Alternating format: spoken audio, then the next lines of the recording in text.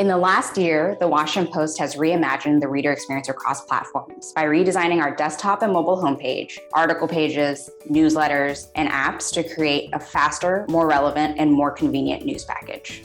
Our goal was to create deeper relationships with our readers. We want to be sure we're always showing them the value of our journalism and giving them a product worth paying for. Our hope is that the Post becomes part of readers' daily routines and that they habitually turn to us for news and information.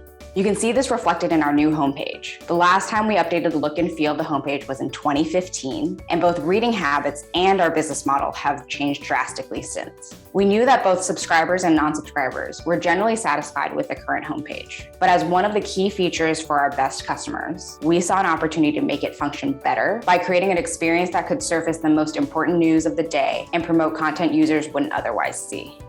Some of the most obvious changes include leading with our best content. By using the full width of the page, opinions appears higher up, stories are grouped into curated bundles, and we can offer a more premium ad experience. On top of that, our back-end engineering work streamlined the process for the newsroom, making it easier for editors to pull this together and adjust based on news. Readers have responded positively, with a nearly 20% increase in click-through rate compared to the old homepage. The changes we made in 2020 touched almost every platform the Post appears on and allowed the newsroom to flex its tremendous range. Editors could leverage a variety of features and visual elements to tell the story around major news moments like the coronavirus pandemic and presidential election. The Post coverage of the pandemic included rich data visualizations explaining the severity of the deaths and positive case counts and the impact of social distancing. There's also a continuous live updates file that provided essential information free to all the readers so they could make informed decisions about the health and safety of them and their families. For the 2020 presidential election, the Post provided readers with an enhanced live blog experience, a dynamic election results hub, and sophisticated graphics and data visualizations that were prominently promoted throughout the week-long race that gave readers a real-time picture of the state of the race. This work was a true collaboration between teams across the company, and we continue to test and talk to our readers to ensure we are continuing to deliver an exceptional experience that's worth paying for.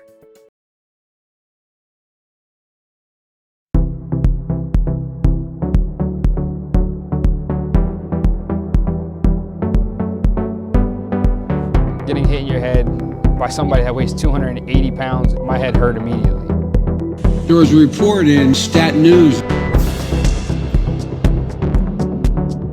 They use a process called genotyping.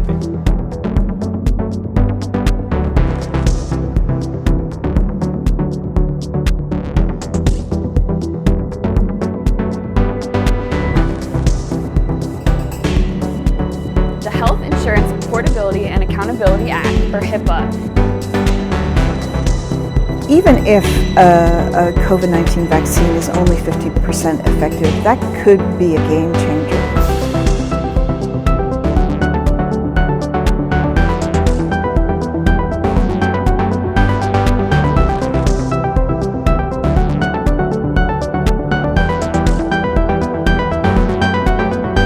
I truly believe that what I do has the ability to reach people.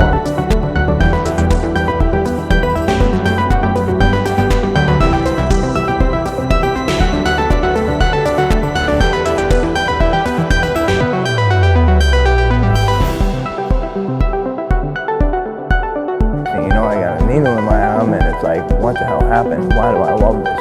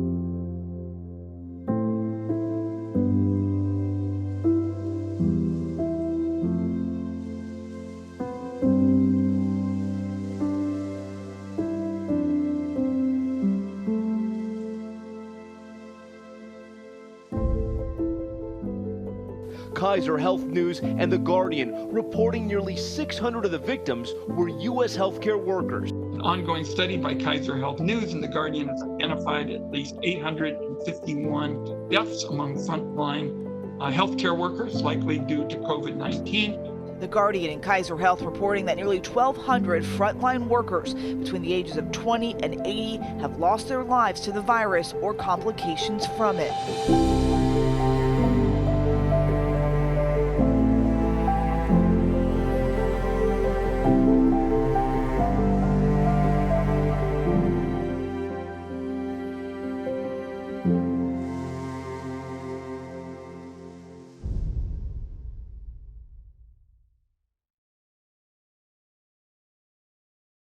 Judges have the power to make decisions that profoundly affect all of our everyday lives.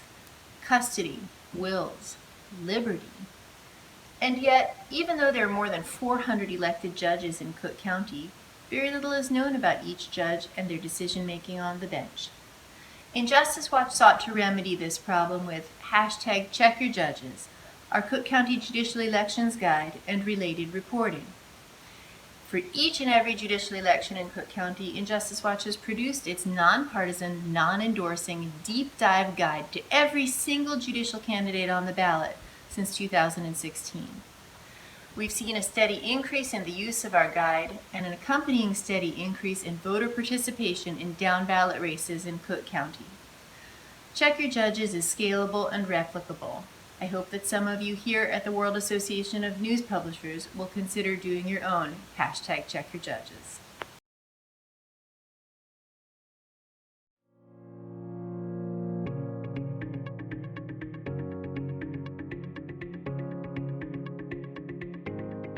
The publishing industry is having a rough time. Ad revenue is dropping around the world, and the coronavirus is only exacerbating matters. Increasing subscriber revenue seems like the natural counterbalance, so many newspapers have turned to paywalls. But deciding which content to put behind your paywall is challenging. If everything is behind a hard paywall, readers may not get enough information to decide to subscribe.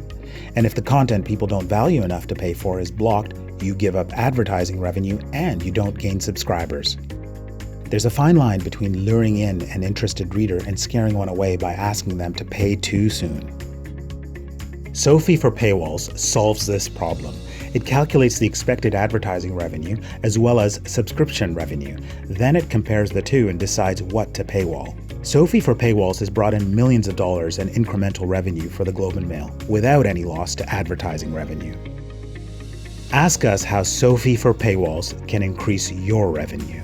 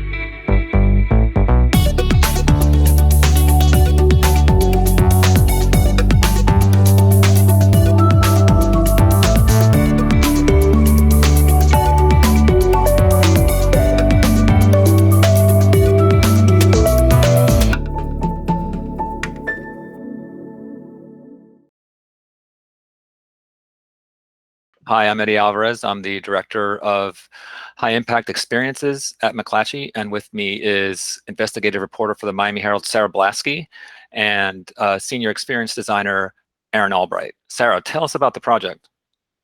So just like you started with a question that I think every journalist was asking themselves last year during COVID as it was breaking out in Florida, how do we get people to understand this issue applies to them and not just other people? And the answer is by personalizing the story, right? And so we were able to do with that with data from multiple different sources. And that's where Just Like You came from. Yeah, and it was a bit of a technical challenge to make sure that we could fit all of the data into a digestible format and also then be able to make sure it was organized so that the reader could actually customize the experience and make sure that we could match up what their preferences were in terms of their age, where they were from, and any other information that we were able to customize it with, that we could match that up with the data that we had. So then that way it could flow properly throughout the story. And for the most part, we succeeded. And so it ended up being a really good experiment in kind of a unique way of doing interactive storytelling that's not just clicking on things or interacting with things, but actually making it interactive in the sense that the reader is able to completely customize their reading experience in the hopes that they can see themselves in the data. And in the story. And that's the whole point, is that this data visualization is supposed to read just like a story written just for you, the reader.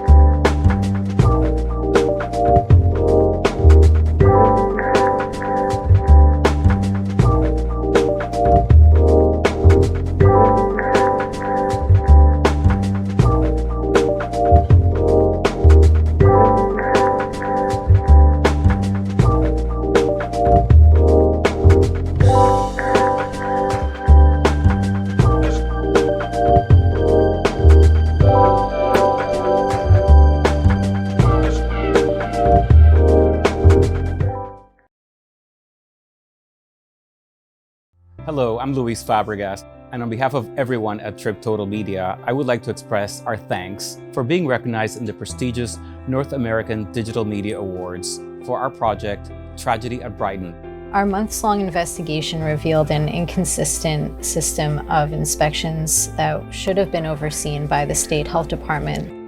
We'd also like to thank the courageous patients and family members who stepped forward to tell the story of the days when 73 patients and staff died and more than 300 were sickened.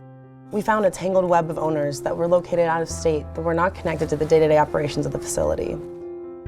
Their stories, combined with the tireless efforts of our reporters, cast a light on a broken system of nursing home oversight that sparked immediate change, including ongoing state and federal investigations into what went wrong at Brighton.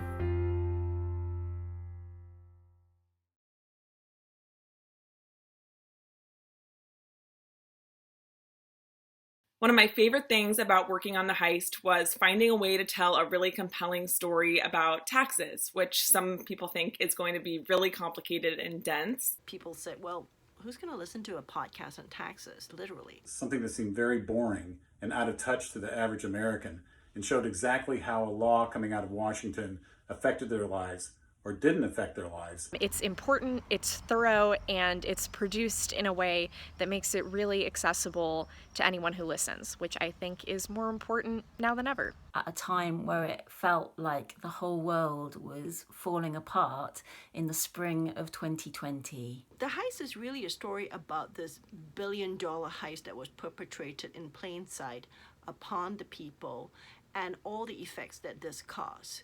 I want to thank the World Association of Publishers for this wonderful award. We're very honored to get it. Thank you very much.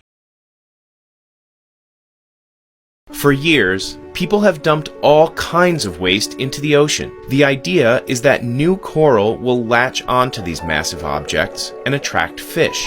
Now, a company has said their artificial reef is safe for all marine life. The secret ingredient? It's made from the remains of the dead. Japanese chef's knives are world-renowned for their unique design and durability. This is one of the last places in the world that makes papyrus paper. Here's how Ocean Spray harvested 100 billion cranberries in 6 weeks. This is how traditional French butter is made. Here's what the first day of boot camp is like for new Army cadets. This is how sounds in reality TV shows are made. This bluefin tuna is 363 pounds. This is Hollywood makeup wizard Kevin Yeager, and these wrinkles on his face aren't real. This goat skin is about to be turned into parchment. The craft dates back to 2500 BC, and this is the last place in the US that still makes it.